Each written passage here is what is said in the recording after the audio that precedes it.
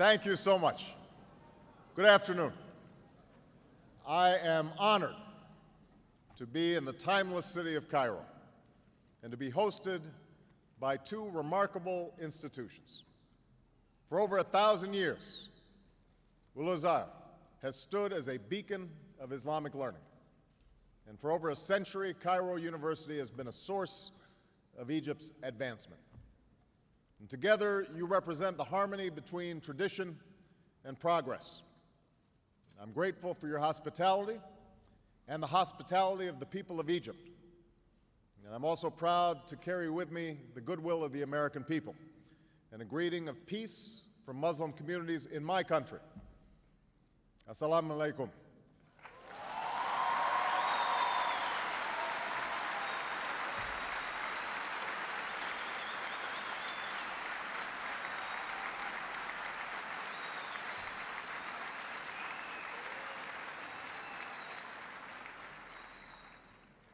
We meet at a time of great tension between the United States and Muslims around the world.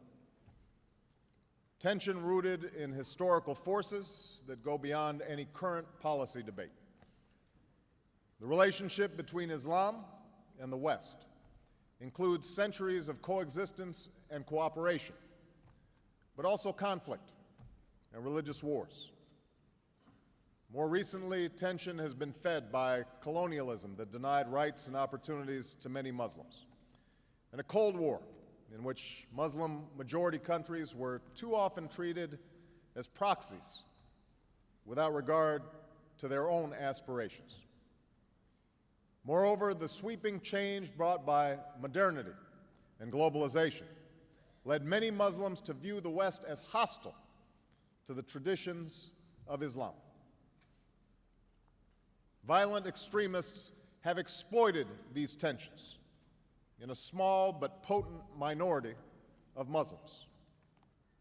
The attacks of September 11, 2001, and the continued efforts of these extremists to engage in violence against civilians has led some in my country to view Islam as inevitably hostile not only to America and Western countries, but also to human rights. All this has bred more fear and more mistrust. So long as our relationship is defined by our differences, we will empower those who sow hatred rather than peace, those who promote conflict rather than the cooperation that can help all of our people achieve justice and prosperity. And this cycle of suspicion and discord must end. I've come here to Cairo to seek a new beginning between the United States and Muslims around the world, one based on mutual interest and mutual respect, and one based upon the truth that America and Islam are not exclusive and need not be in competition. Instead, they overlap and share common principles of justice and progress, tolerance, and the dignity of all human beings. I do so recognizing that change cannot happen overnight.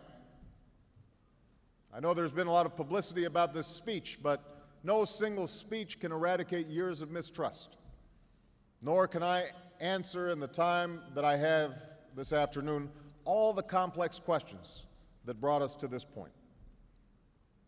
But I am convinced that in order to move forward, we must say openly to each other the things we hold in our hearts, and that too often are said only behind closed doors. There must be a sustained effort to listen to each other, to learn from each other, to respect one another, and to seek common ground. As the Holy Quran tells us, be conscious of God and speak always the truth.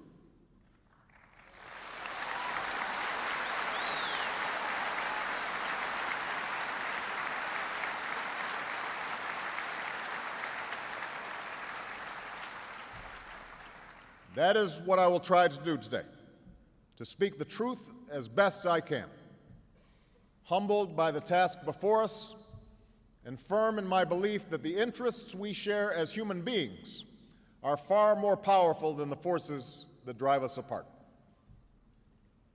Now, part of this conviction is rooted in my own experience. I'm a Christian, but my father came from a Kenyan family that includes generations of Muslims. As a boy, I spent several years in Indonesia and heard the call of the azan at the break of dawn and at the fall of dusk. As a young man, I worked in Chicago communities where many found dignity and peace in their Muslim faith.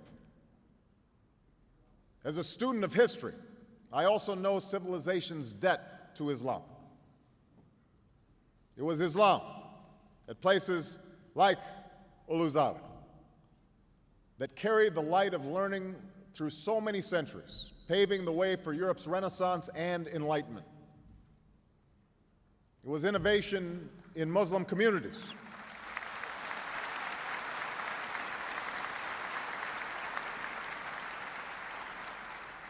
It was innovation in Muslim communities that developed the order of algebra, our magnetic compass and tools of navigation, our mastery of pens and printing, our understanding of how disease spreads and how it can be healed. Islamic culture has given us majestic arches and soaring spires, timeless poetry and cherished music, elegant calligraphy, and places of peaceful contemplation. And throughout history, Islam has demonstrated through words and deeds the possibilities of religious tolerance and racial equality.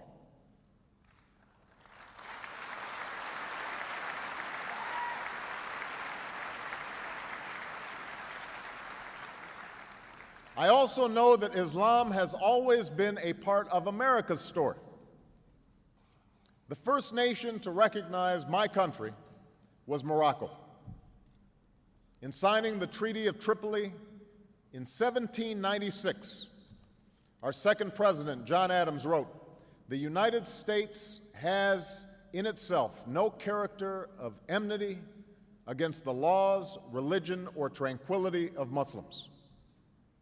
And since our founding, American Muslims have enriched the United States. They have fought in our wars, they have served in our government, they have stood for civil rights, they have started businesses, they have taught at our universities, they've excelled in our sports arenas, they've won Nobel Prizes, built our tallest building, and lit the Olympic torch. And when the first Muslim American was recently elected to Congress, he took the oath to defend our Constitution using the same Holy Quran that one of our founding fathers, Thomas Jefferson, kept in his personal library.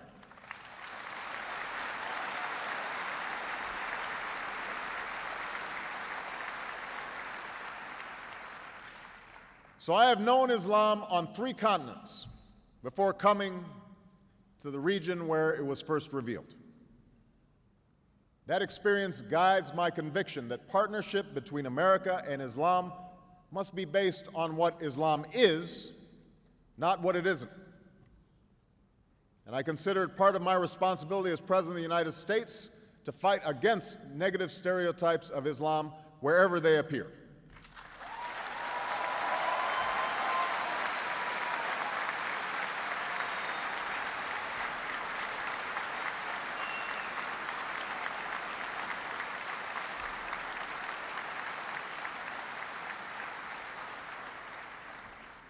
But that same principle must apply to Muslim perceptions of America. Just as Muslims do not fit a crude stereotype, America is not the crude stereotype of a self-interested empire. The United States has been one of the greatest sources of progress that the world has ever known. We were born out of revolution against an empire. We were founded upon the ideal that all are created equal. And we have shed blood and struggled for centuries to give meaning to those words, within our borders and around the world. We are shaped by every culture, drawn from every end of the earth, and dedicated to a simple concept, e pluribus unum, out of many, one. Now, much has been made of the fact that an African American with the name Barack Hussein Obama could be elected president.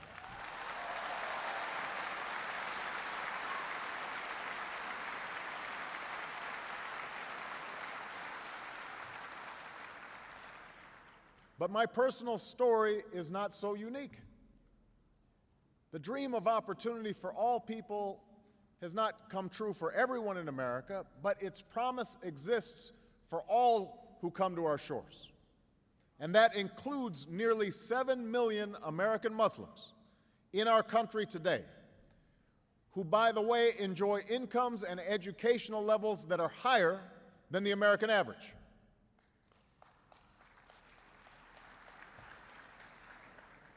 Moreover, freedom in America is indivisible from the freedom to practice one's religion. That is why there is a mosque in every state in our union and over 1,200 mosques within our borders. That's why the United States government has gone to court to protect the right of women and girls to wear the hijab and to punish those who would deny it. So let there be no doubt.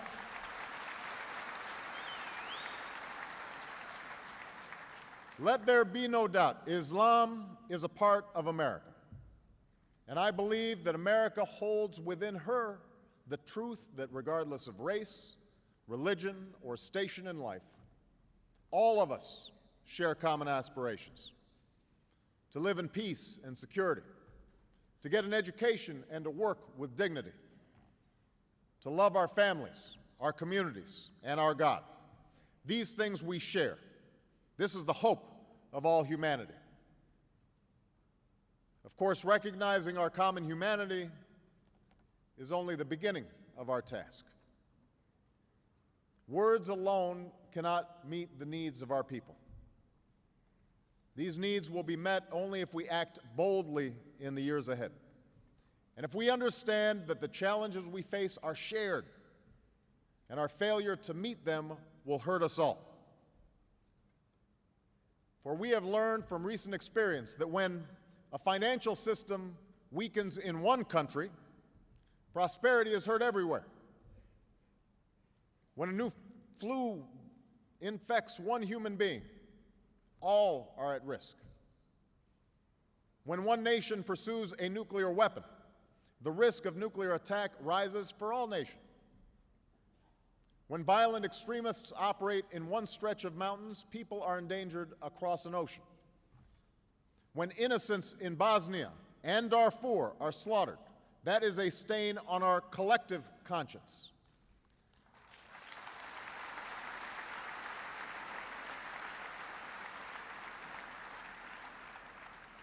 That is what it means to share this world in the 21st century. That is the responsibility we have to one another as human beings. This is a difficult responsibility to embrace. For human history has often been a record of nations and tribes, and yes, religions, subjugating one another in pursuit of their own interests. Yet in this new age, such attitudes are self-defeating. Given our interdependence, any world order that elevates one nation or group of people over another will inevitably fail.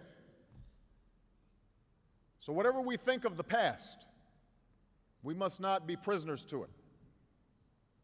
Our problems must be dealt with through partnership. Our progress must be shared.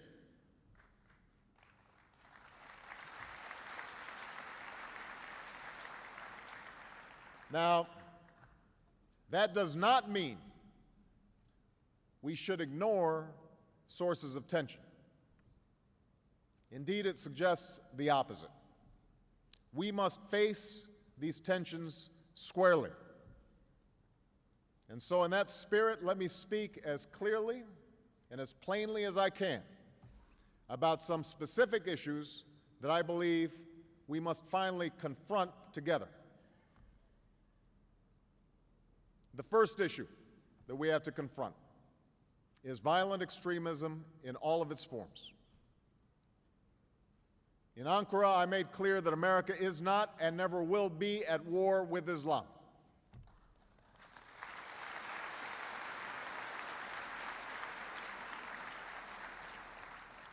We will, however, relentlessly confront violent extremists who pose a grave threat to our security, because we reject the same thing that people of all faiths reject: the killing of innocent men, women, and children. And it is my first duty as president to protect the American people. The situation in Afghanistan demonstrates America's goals and our need to work together. Over 7 years ago, the United States pursued al-Qaeda and the Taliban with broad international support. We did not go by choice. We went because of necessity.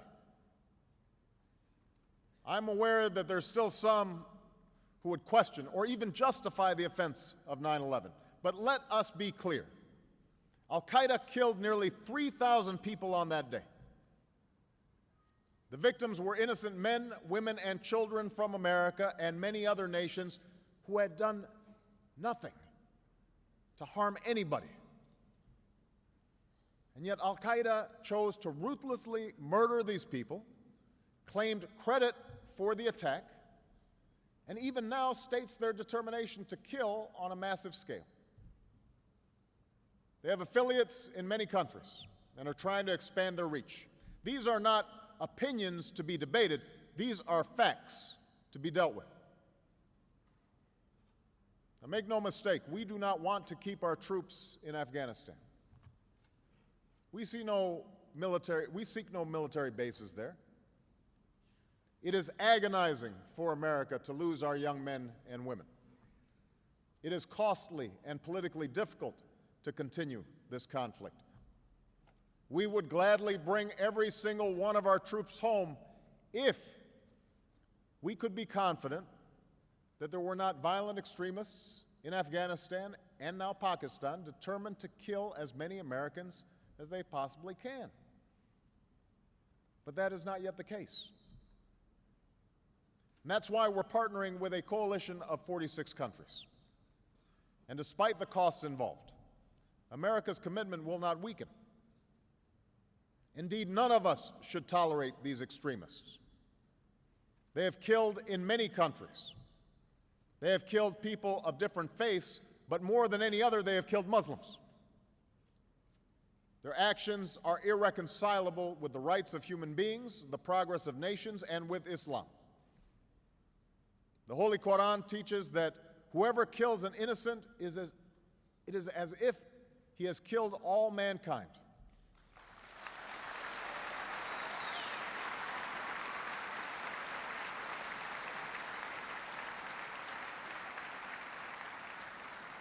And the Holy Quran also says, whoever saves a person, it is as if he has saved all mankind.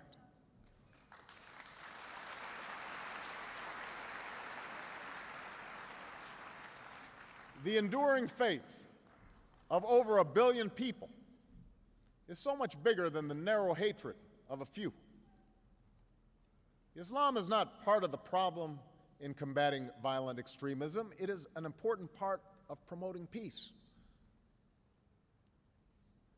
Now, we also know that military power alone is not going to solve the problems in Afghanistan and Pakistan.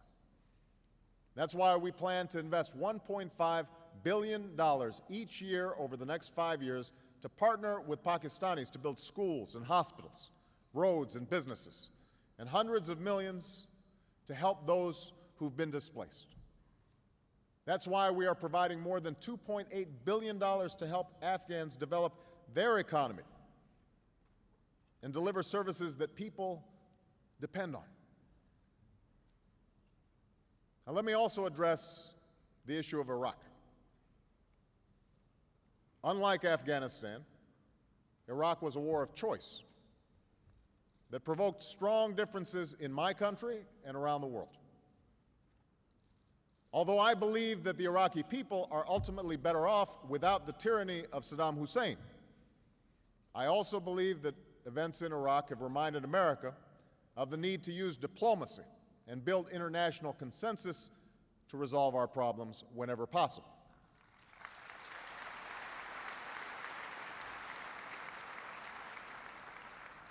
Indeed, we can recall the words of Thomas Jefferson, who said, "I hope that our wisdom will grow with our power and teach us that the less we use our power, the greater it will be." Today, America has a dual responsibility: to help Iraq forge a better future and to leave Iraq to Iraqis. And I have made it clear to the Iraqi people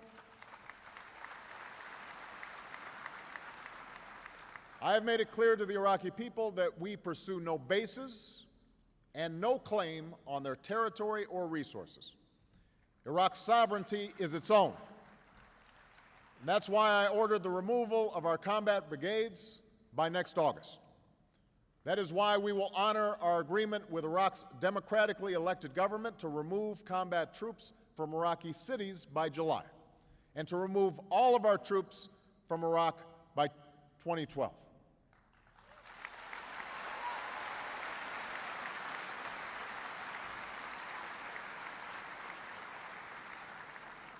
We will help Iraq train its security forces and develop its economy, but we will support a secure and united Iraq as a partner and never as a patron. And finally, just as America can never tolerate violence by extremists, we must never alter or forget our principles. 9/11 was an enormous trauma to our country. The fear and anger that it provoked was understandable. But in some cases, it led us to act contrary to our traditions.